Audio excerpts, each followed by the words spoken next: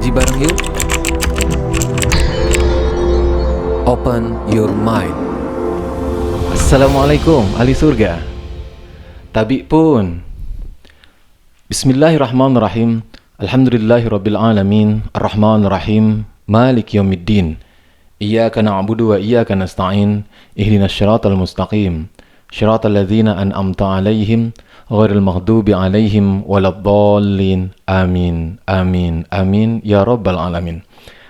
Para ahli surga yang dimuliakan oleh Allah Subhanahu wa taala. Jumpa lagi dengan Kiai Ikada pada channel yang berbahagia ini. Kali ini kita akan mencoba belajar bersama, mengkaji bersama dengan tema yang agak sedikit sensitif. Namun, Kiai akan mencoba mengkaji ulang dengan bahasa yang mudah dipahami dan bisa dimengerti oleh teman-teman para ahli surga di tempat masing-masing. Tema kita yaitu azab sakratul maut atau azab kubur, atau tentang siksa kubur atau siksa sakratul maut. Dulu, Kiai pernah belajar dan sering mengingat tafsir-tafsir yang menyebutkan tentang adanya siksa kubur. Dan ada satu ayat yang dijadikan pemahaman dan penafsiran yang menunjukkan dan membuktikan ini adalah siksa kubur. Apa ayat tersebut yang sering kita dengar? Yaitu di surat Al-Mu'min ayat 45 dan 46. Teman-teman para ahli surga bisa membukanya di rumah dan Kiai akan membacanya dari sini. Surat Al-Mu'min ayat 45 dan 46. A'udzubillahi minasyaitonirrajim. Bismillahirrahmanirrahim. Fawaqahu Allahu sayyiati ma makaru wa haqa bi ali fir'auna su'ul azab. An-naru yu'raduna 'alaiha ghuduwan wa ashiyan wa yawma taqumus sa'atu adkhilu ala fir'auna asyaddal azab. Dari ayat ini teman-teman para ahli surga yang dimuliakan oleh Allah Subhanahu wa taala, kalimat an-naru yu'raduna atau spesifik di kata yu'radun. Yu'raduna ini ditafsirkan atau diterjemahkan bahkan diartikan diazab. Terjemahannya menunjukkan dinampakkan. Dan kita akan menemukan penafsiran-penafsiran dari ayat ini bahwasanya kalimat yu'raduna itu ditafsirkan menjadi diazab. Walhasil kita bisa mendengar dan bisa masuk ke dalam image pemahaman kita adanya siksa kubur. Namun, kalau kita perhatikan kembali setiap kata dan kalimat, baik itu bahasa Arabnya atau kalimat terjemahan atau artinya, kita hanya akan menemukan kalimat yu'radun itu ditafsirkan atau diterjemahkan, diartikan, dinampakkan. Itu bukan diazab. Azab itu kalau diazab, itu bahasa Arabnya yu'adzabun. Ini yu'radun. Dinampakkan dengan kalimat diazab itu sangat berbeda jauh. Huruf-hurufnya berbeda dan struktur kalimatnya pun berbeda.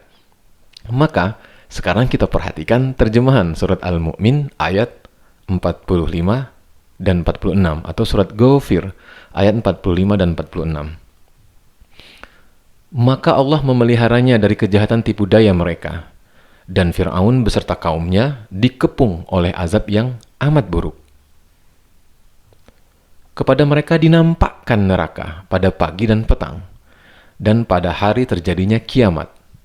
Dikatakan kepada malaikat, masukkanlah Fir'aun dan kaumnya ke dalam azab yang sangat keras. Kalau kita perhatikan kembali ayat ini peristiwa bukan ketika di alam kubur. Apa kalimat yang membuktikannya?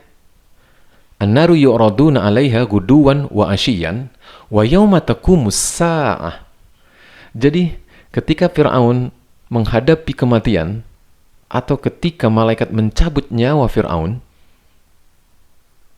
maka pada saat itu malaikat nampakkan bahwasannya dia akan masuk neraka.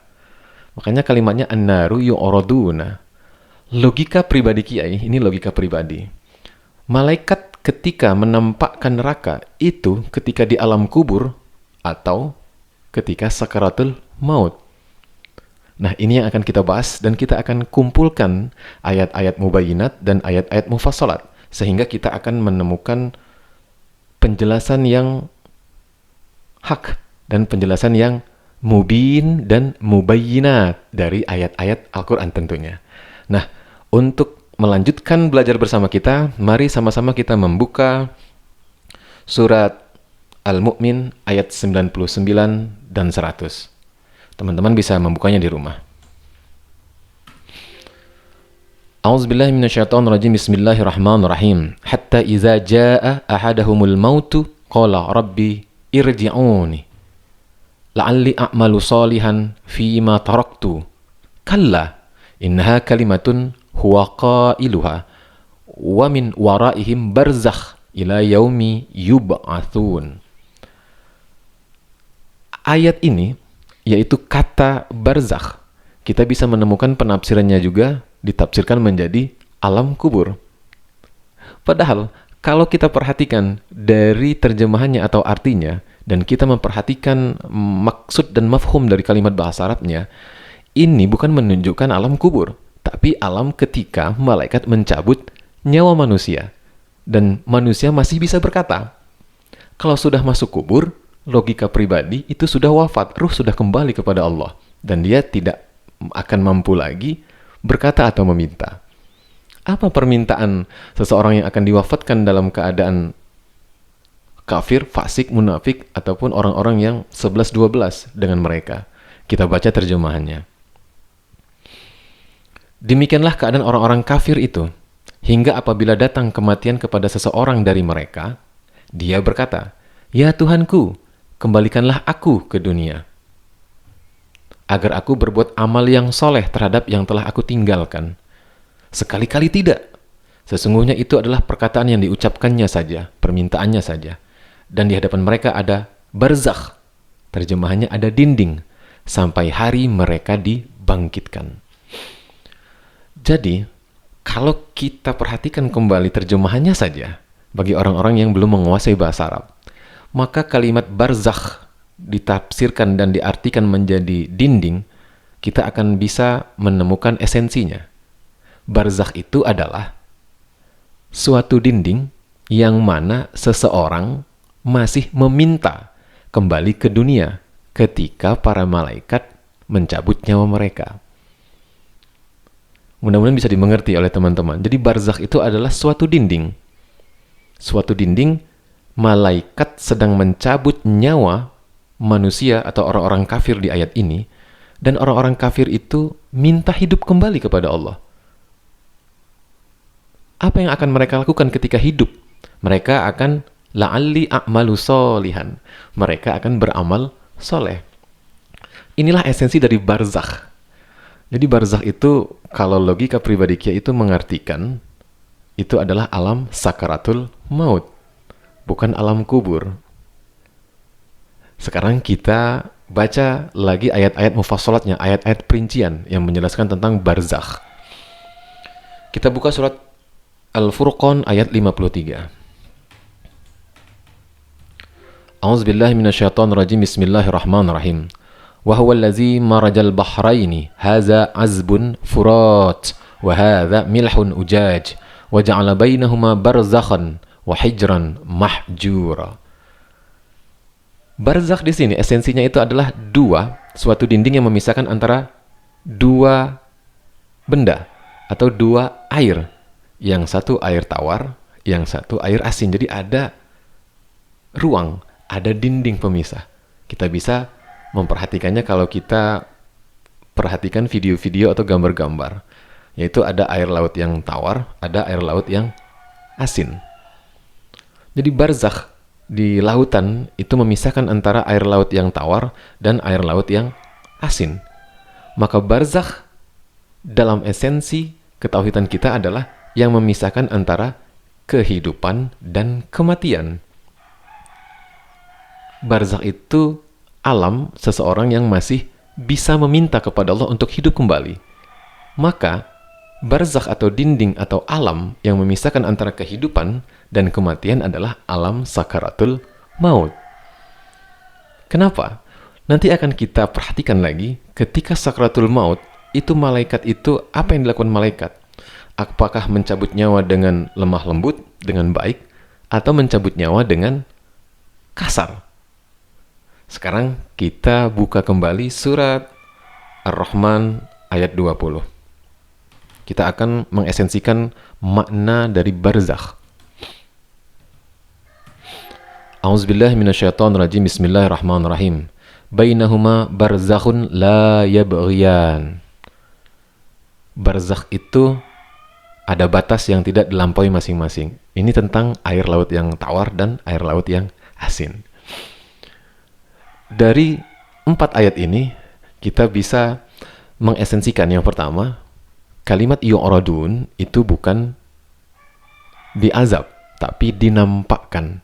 Ketika sakratul maut, Fir'aun dinampakkan neraka, artinya dia akan dimasukkan ke dalam neraka setelah hari berbangkit nanti, atau di hari akhirat nanti.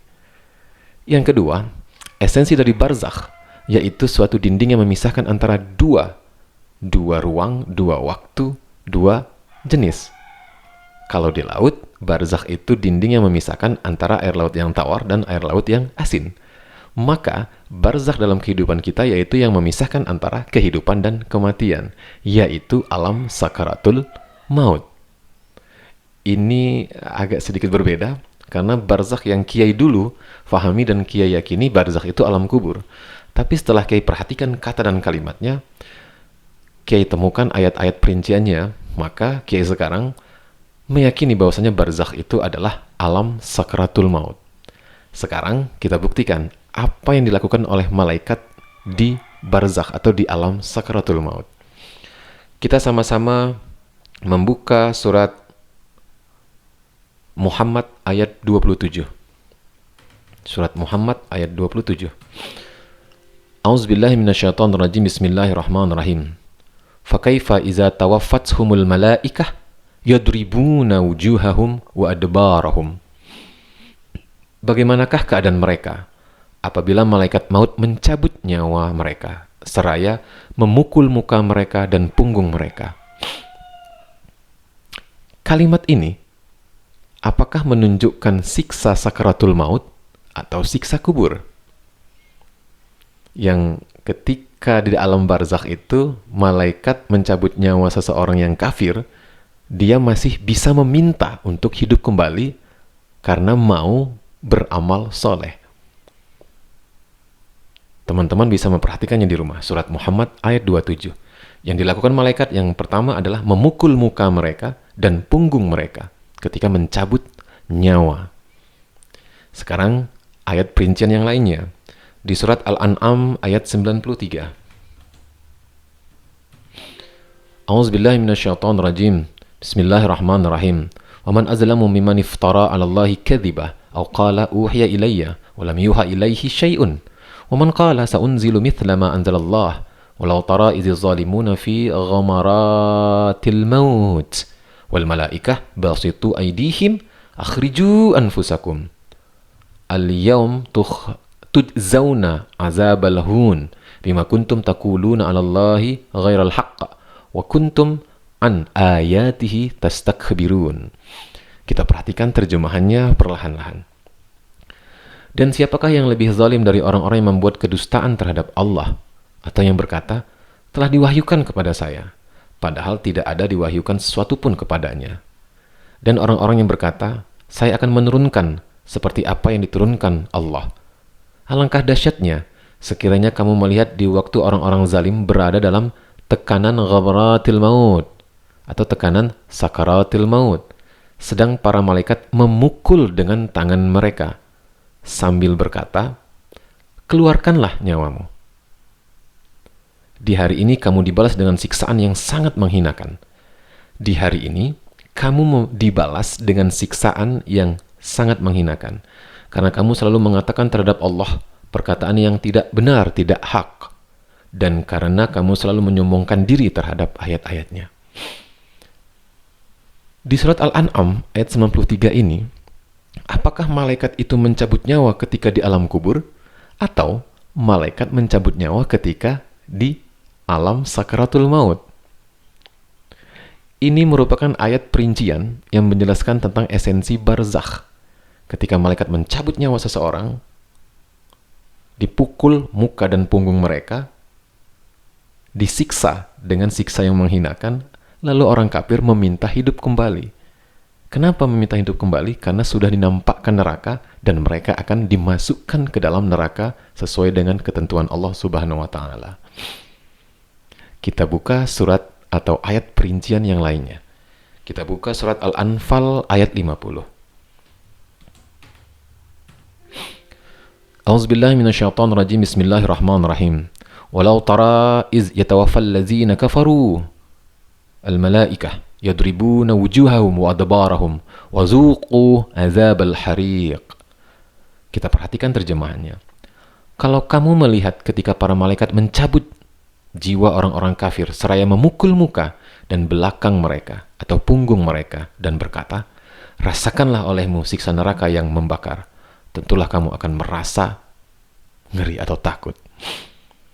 Ini ayat mufassirat lainnya yang menjelaskan bahwasanya barzakh itu adalah alam sakratul maut dan bukan alam kubur menurut kemampuan pengetahuan pribadi kiai.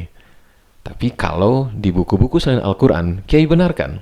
Dan itu menunjukkan tentang barzakh itu ditafsirkan alam kubur. Dan itu benar. Kenapa benar? Karena itu isi dari kitab-kitab tafsir. Kita tidak boleh menyalahkan. Tapi, kalau di dalam kitab Al-Quran, barzakh itu adalah alam sakaratul maut.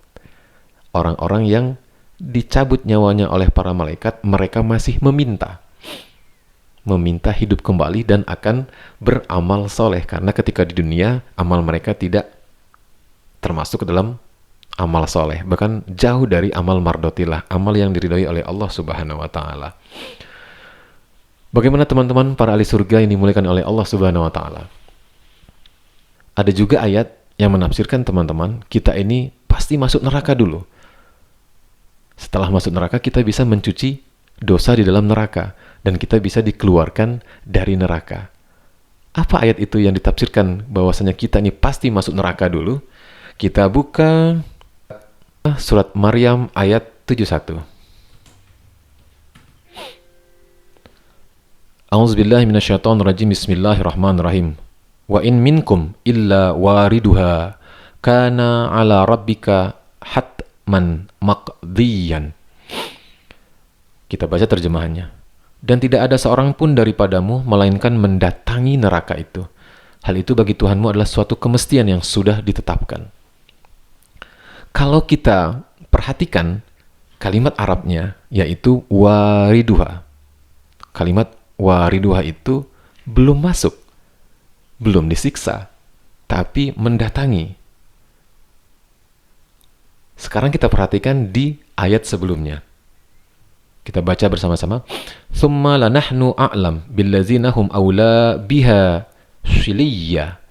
Dan kemudian kami sungguh lebih mengetahui orang-orang yang seharusnya dimasukkan ke dalam neraka. Allah lebih mengetahui orang-orang yang akan dimasukkan ke dalam neraka. Maka dan tidak ada seorang pun daripadamu melainkan mendatangi neraka itu. Hal itu bagi Tuhanmu adalah suatu kemestian yang sudah ditetapkan. Ayat 72-nya. Kemudian kami akan menyelamatkan orang-orang yang bertakwa dan membiarkan orang-orang zalim dalam neraka dalam keadaan berlutut. Dari ayat ini, kalimat wariduha itu ditafsirkan kita akan masuk neraka dulu. Masuk neraka dulu mencuci dosa dalam neraka. Lalu Allah menyelamatkan orang-orang yang bertakwa. Ditafsirkan dikeluarkan dari neraka. Sekarang kita perhatikan kembali kalimatnya.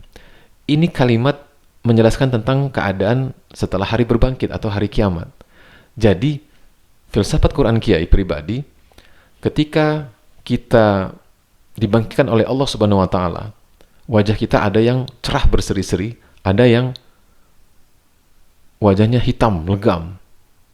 Wujuhum musfirah, wa wujuhum alaiha ghobarah, kata Allah di surat Ar-Rahman. Wujuhun alaiha ghobarah, tarhaquha qatarah, ulaika humul kafaratul fajarah. Maka bukannya orang bertakwa itu dimasukkan ke dalam neraka dulu, tapi diselamatkan oleh Allah yaitu diangkat dan dimasukkan ke dalam surga. Itulah esensi dari kalimat wariduha. Kalaupun orang-orang bertakwa itu dimasukkan dulu ke dalam neraka, maka Allah akan menjamin kalau sudah masuk neraka tidak bisa keluar lagi. Itu Al-Baqarah 167, Sajadah ayat 20, dan ayat-ayat yang lainnya. Itulah teman-teman, para ahli surga yang dimuliakan oleh Allah Subhanahu wa Ta'ala. Tema ini merupakan tema yang sangat sensitif. Bahkan dari tema ini kita bisa saling menuduh. Dia ingkar sunnah, dia ingkar hadis. Bahkan kita tidak pernah meng-cross-check kembali apa sebenarnya maksud dan mafhum dari ayat Al-Quran, yaitu kalimat yu'radun. Apakah benar-benar ditafsirkan di azab atau hanya dinampakkan saja? Yang kedua, barzakh. Apakah barzakh itu alam kubur atau alam sakratul maut? Yang ketiga, wariduha. Wariduha itu apakah dimasukkan dulu ke dalam neraka atau memang mendatangi neraka lalu dinaikkan oleh Allah Subhanahu wa Ta'ala untuk menuju surga bagi orang-orang yang bertakwa.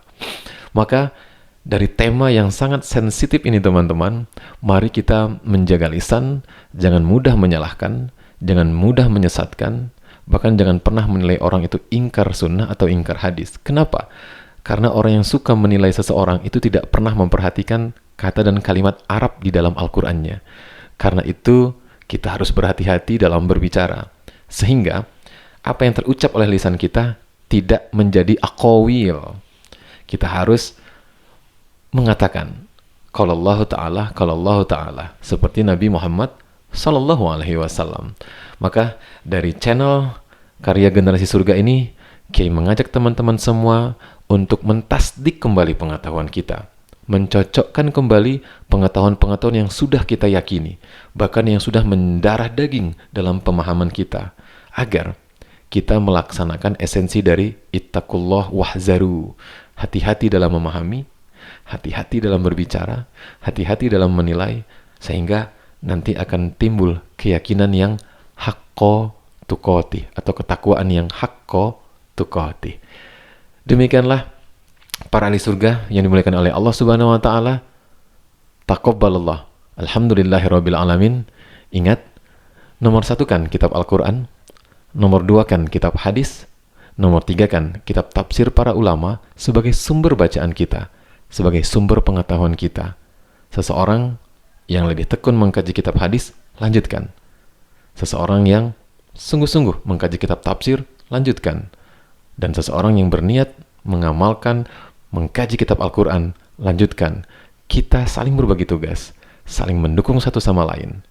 Untuk itu, ketika terjadi perbedaan, maka ingat kata Allah, fa in tanaza'tum fi syai'in faruddu ilallah wa rasul. Demikianlah. Wassalamualaikum warahmatullahi wabarakatuh.